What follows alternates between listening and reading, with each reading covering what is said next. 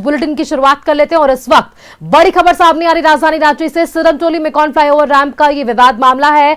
नगर विकास विभाग का पथ निर्माण, अगर हम बात करें विभाग की तो वहां के प्रधान सचिव सुनील कुमार, रांची के डीसी मंजुनाथ भजंत्री और रांची नगर निगम के प्रशासक संदीप सिंह को समन जारी हुआ है। राष्ट्रीय अनुसूचित जनजाति आयोग ने ये समन जारी किया है।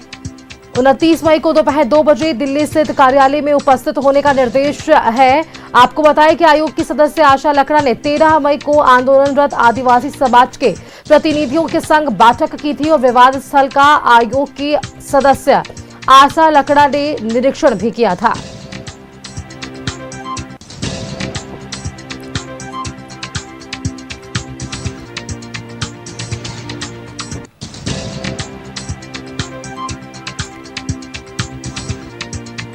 सिरमटोली मेकॉन फ्लाईओवर रैंप का ये विवाद मामला है।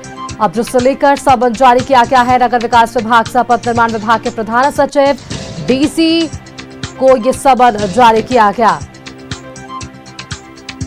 राष्ट्रीय अनुसूचित जनजाति आयोग ने ये समन जारी किया है। 29 मई को दोपहर 2 बजे दिल्ली स्थित कार्यालय में उपस्थित होने का निर्देश दिया गया। आयोग की सदस्य आशा लकड़ा ने 13 मई को आंदोलनरत आदिवासियों से बातचीत की थी। विवाद स्थल का आयोग की सदस्य आशा लकड़ा ने निरीक्षण किया था। और इन सबके बीच इस पूरे विवाद को लेकर अब ये समन नगर विकास विभाग से पथ निर्माण विभाग के प्रधान सचिव सुनील कुमार, रांची के डीसी मंजुनाथ भजंत्री और रांची नगर निगम के प्रशासक संदीप सिंह को जारी किया गया। राष्ट्रीय जनजाति अनुसूचित जनजाति आयोग ने यह समन जारी किया है। संवाददाता राजधानी रांची से अधिक जानकारी के साथ दीपक उरांव फोन लाइन पर बने हुए हैं। एक बार उनका रुख कर लेते हैं। दीपक, देखिए, इस फ्लाईओवर निर्माण का विवाद थमने का नाम नहीं ले रहा है। हमने देखा था पिछले दिनों आशा लकड़ा का यहाँ पर दौरा हुआ था, उन्होंने भ्रमण किया था, यहाँ आकर निरीक्षण किया था और उन सबके बीच अब राष्ट्रीय अनुसूचित जनजाति आयोग ने समन जारी कर दिया है। जी बिल्कुल, देखिए, सिरमटोली मेकॉन फ्लाईओवर का विवाद और विरोध के बीच जो है रैंप का निर्माण कार्य लगभग पूरा हो गया है, लेकिन अब तक आदिवासी समाज का जो आंदोलन है वो थमने का नाम नहीं ले रहा है। और जिस तरीके से रैंप हटाने की मांग को लेकर आदिवासी समाज अड़े हुए हैं और लगातार चरणबद्ध आंदोलन कर रहे हैं, और इसी कड़ी में आदिवासी समाज के द्वारा राष्ट्रीय जनजाति आयोग को एक शिकायत दिया गया था।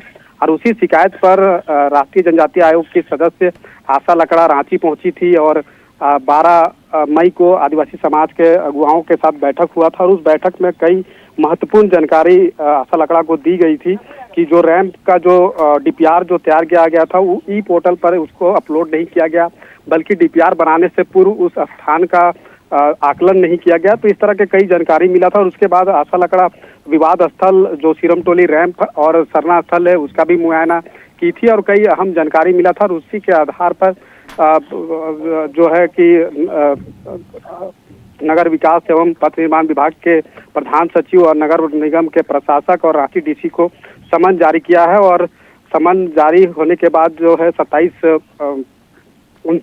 मई को जो है दिल्ली स्थित कार्यालय में जो है जवाब देने का निर्देश दिया गया है। तो अब देखना होगा कि जो राष्ट्रीय जनजाति आयोग के द्वारा जो समन जारी हुआ है उस समन का पालन करते हुए ये अधिकारी जो है वो राष्ट्रीय जनजाति आयोग के समक्ष क्या कुछ जवाब रखते हैं। लेकिन जिस तरीके से ये पूरा मामला है और इस मामले को लेकर मामला चूंकि झारखंड हाईकोर्ट में भी पहुंच चुका है, झारखंड हाईकोर्ट में एक PIL भी दर्ज कराया गया है, तो लगातार आदिवासी समाज का जो आंदोलन है वो चल रहा है। और इस बीच जो है रैंप भी बनकर तैयार हो गया है। आगामी 27 मई को जो है राजभवन के समक्ष महाधरना का भी आयोजन किया गया है और 4 जून को झारखंड बंद का भी आह्वान जो है आदिवासी समाज के द्वारा किया गया है। लेकिन इन सब के बीच रैंप भी जो है बनकर तैयार हो गया है, जिसका इंतजार भी शहरवासी को है कि उसका उद्घाटन होगा तो उसका जो लाभ है वो शहरवासियों को मिलेगा। तो राष्ट्रीय जनजाति आयोग के द्वारा जो समन जारी हुआ है उसके अनुसार आप देखना होगा कि जो जिन अधिकारियों को समन जारी हुआ है क्या वो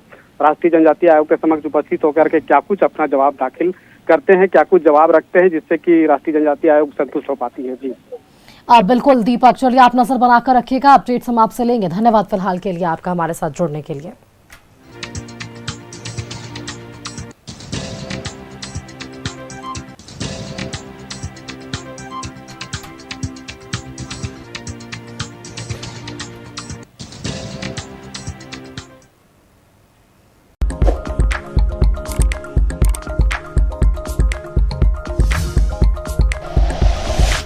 like and share videos, subscribe करें हमारा चैनल और प्रेस करें बेल आइकॉन। न्यूज़ 11 भारत, सच है तो दिखेगा।